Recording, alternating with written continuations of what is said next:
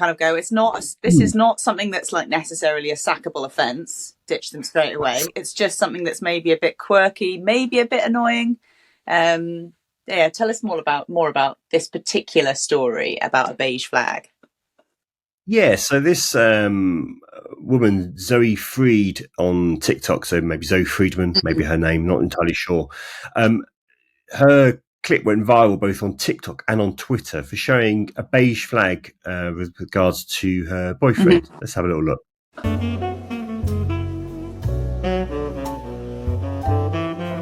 I mean, there's all one thing for being impatient when waiting a long time for restaurants, but going to get your own food is... I mean, I'm very impatient, but I think it's quite rude, isn't it? I'm sure he was just sort of maybe trying to help or something like that. But yeah, I think if I were the waiting staff or staff in that restaurant, I'd think that was quite rude. I hope he tipped them a lot still. Even though he's doing half the work himself. But anyway, it's interesting to hear a lot of other people commenting, saying what they're, either telling her to get rid of him. This was a sackable offence. I was like, wow, okay.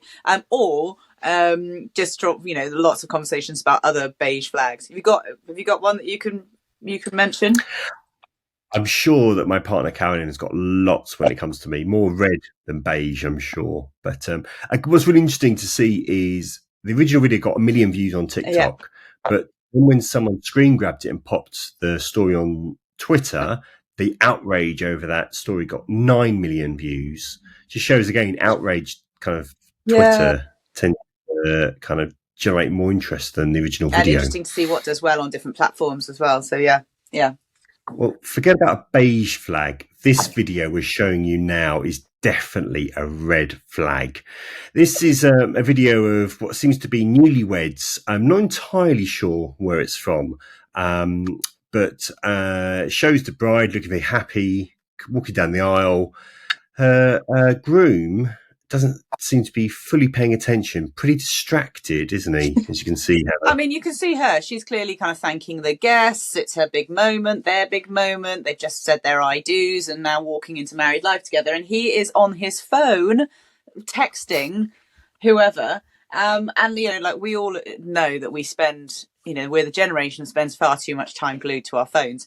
But if there was ever a clip of something that shows how not to be living in the moment, like this is literally one of the kind of like pivotal moments of your life, and instead of being in the moment and soaking it all up, he's either recording it or he's doing something on his phone, and seems very, very distracted. And I think, as you can see, as the video goes on, that after a while the new missus is pretty miffed about her new husband, and obviously everyone's weighed in now. I don't know who posted it in the first place, whether it was a guest or how that worked. I think it was a guest. The woman who posted it originally, whose TikTok username was watermarked on the video, has deleted the video. A woman called Cynthia. But obviously, like anything internet, it's too late. It's out there already. Interestingly, I've been searching for more information online, what's happened to the couple, what was going on. Nothing at all at the moment. So there may be updates on that. But as you said, too much. I mean, look, I admit, when I've been in church at a friend's wedding, I've been checking football scores. More on that in a moment with Amber, our guest. But never would I do that on my wedding day itself. And also, your friends are there. You're texting people who aren't at the wedding. So it's so weird. And if he'd looked up for a second, he would have seen that someone's filming him as well. Either the videographer that he's paid for, or a friend who's about to completely screw him over. So who knows if they're still married? We'll see. Lots of people saying online, get an annulment, which I imagine you can probably do if you're annoyed already before you've even made it out of the church. Next on the show, on what it's like to go viral, we're joined, you can see, by Amber. Amber Tilley is a TikToker who's been updating her followers throughout her pregnancy and then the labour and then the development of her child. But it's a post about what happened when she was in labour. What her boyfriend did that went viral, being seen over 4 million times. Let's just show you exactly what we mean.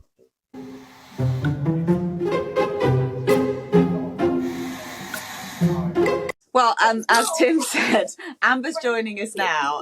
That video itself was filmed quite some time ago now.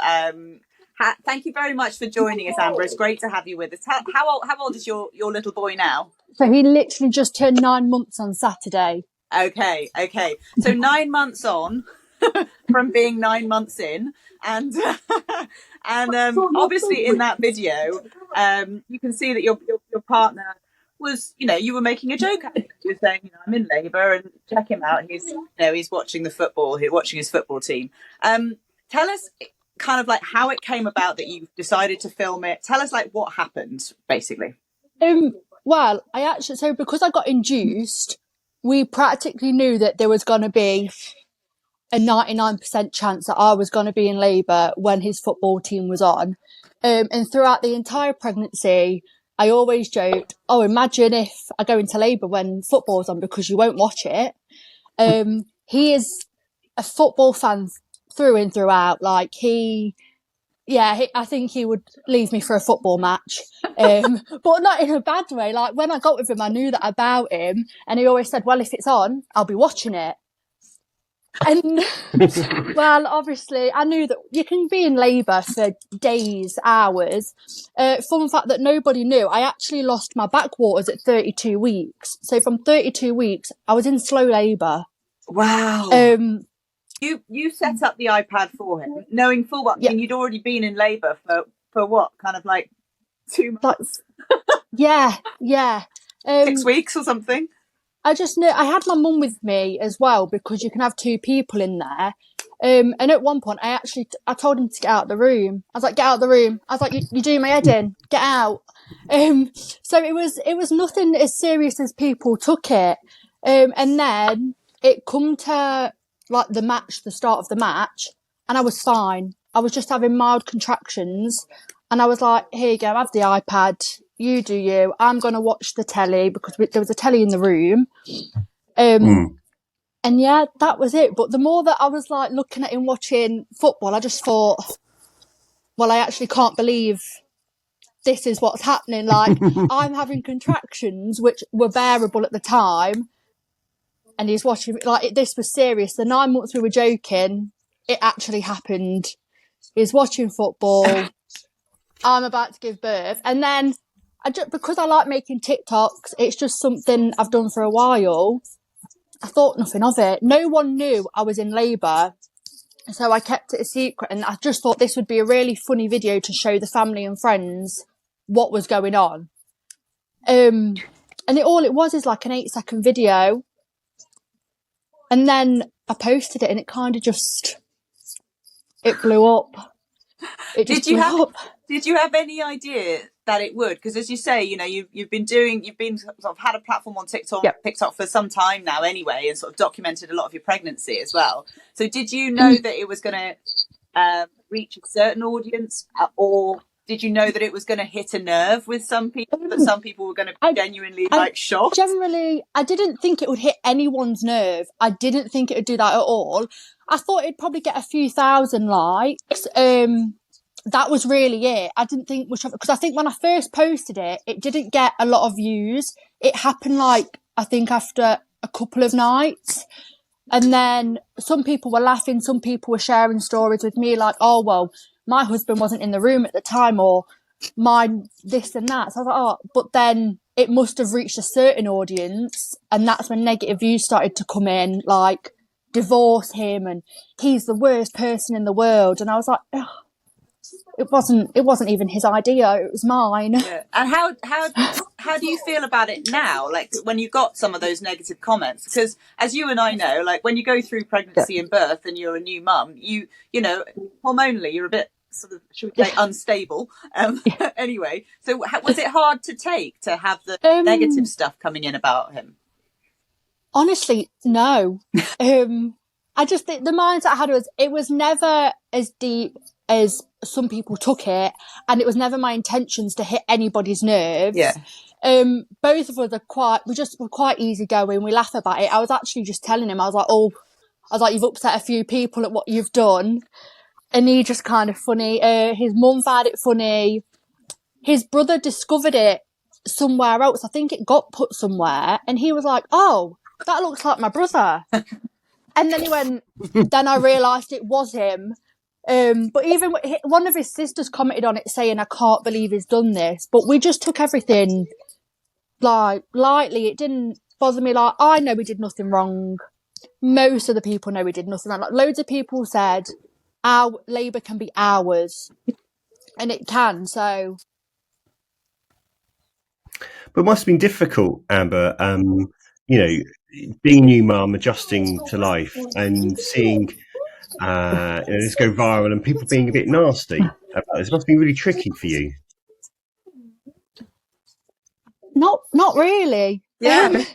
No, I don't think I just didn't take it personally.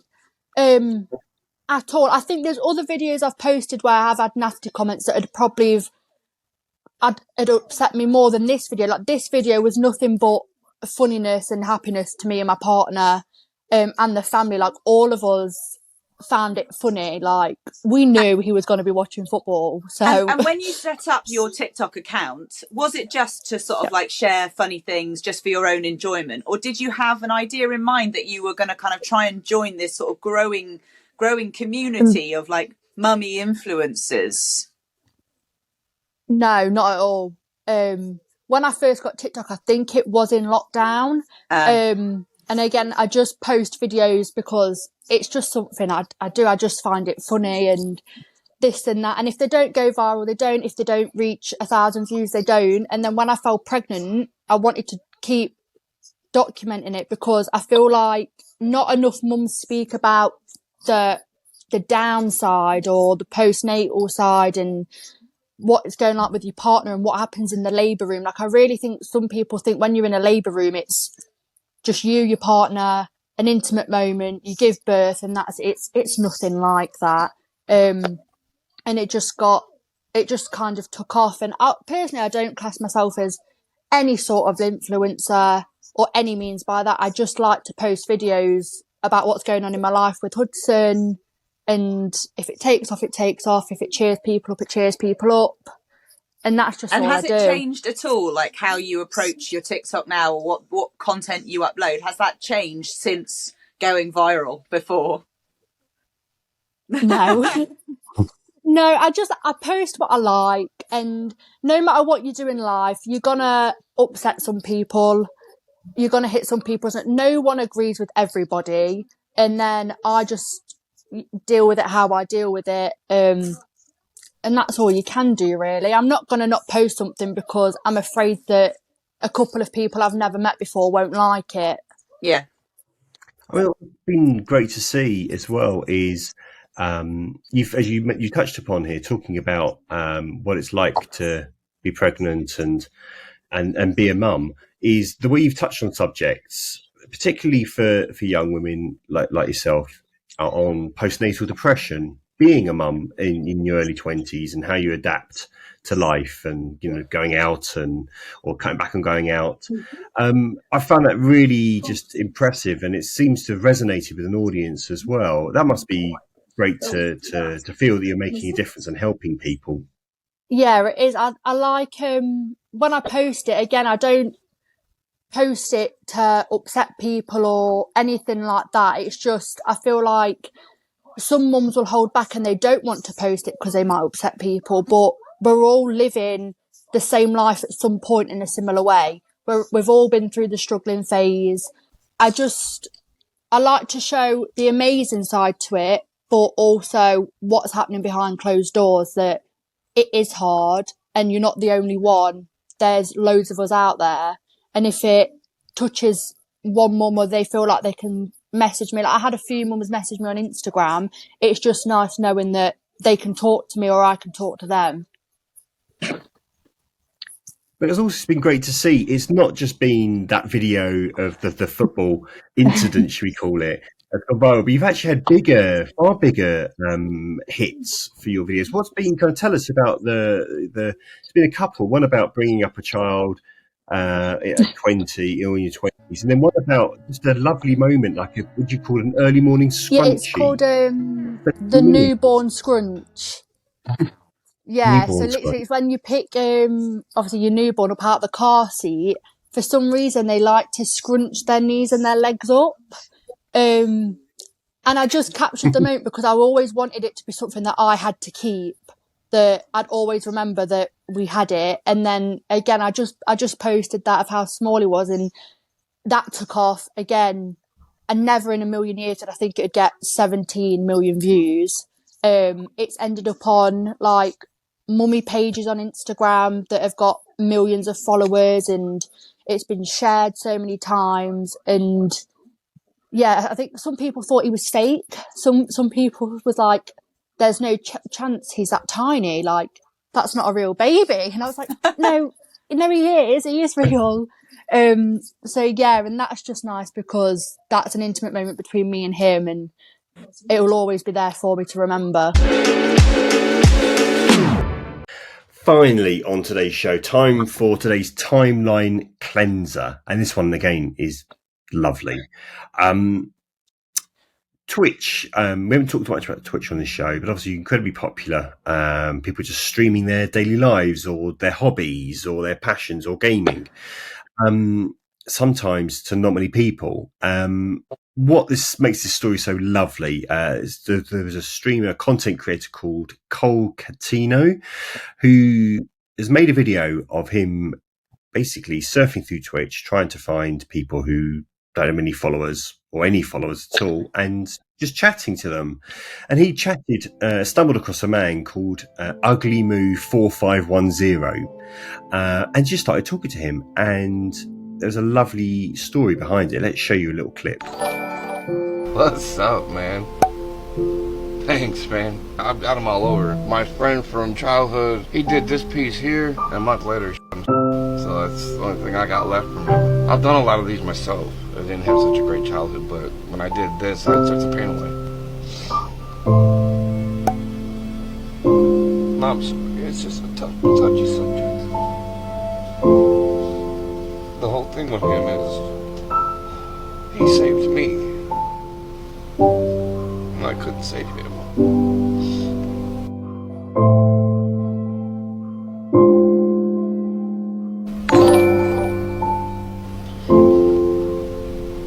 I'm trying to figure out how to get my medication. You just don't know what you just did, man. I do appreciate that so much. So really nice there. This guy, Ugly Moo, he in his bio he talks about building plastic model kits and paint, and that helps him with his health problems and his stress. And he says, "Come and hang out with me and Tigger, who's a kitten." And in the video, he talks about how his kitten is his best friend. And this video is lovely, and it got boosted. It's been shared across Twitch, Twitter, TikTok. One, for example, got picked up on Twitter by Dexerito. I don't know how to pronounce it. A gaming and esports news site. Got 4.5 million views on that alone. And what's been lovely is this guy, Ugly Moo 4510, has now got 85,000 followers on Twitch. His streams are watched by thousands of people, which is just lovely. It's great. I mean, he's obviously said that his cat is his best friend, and he's got some health problems, a bit lonely, all of that sort of stuff. And again, it just goes to show that when you spread the love, and when there is, that social media, these platforms can be a real force for good. And he's now got, hopefully, 85,000 best friends out of it as well. And a lot more kind of traction and pick up with his own channel as well. So, really nice to see that sometimes digital can be a force for good. And that's a lovely way to end this week's show. Thank you for listening, for watching. Please do like, follow and subscribe where you can. And we'll be posting highlights from this week's show on our social platforms, Twitter, TikTok, Instagram, YouTube under Sorry You Went Viral. And we'll see you next week. Bye-bye.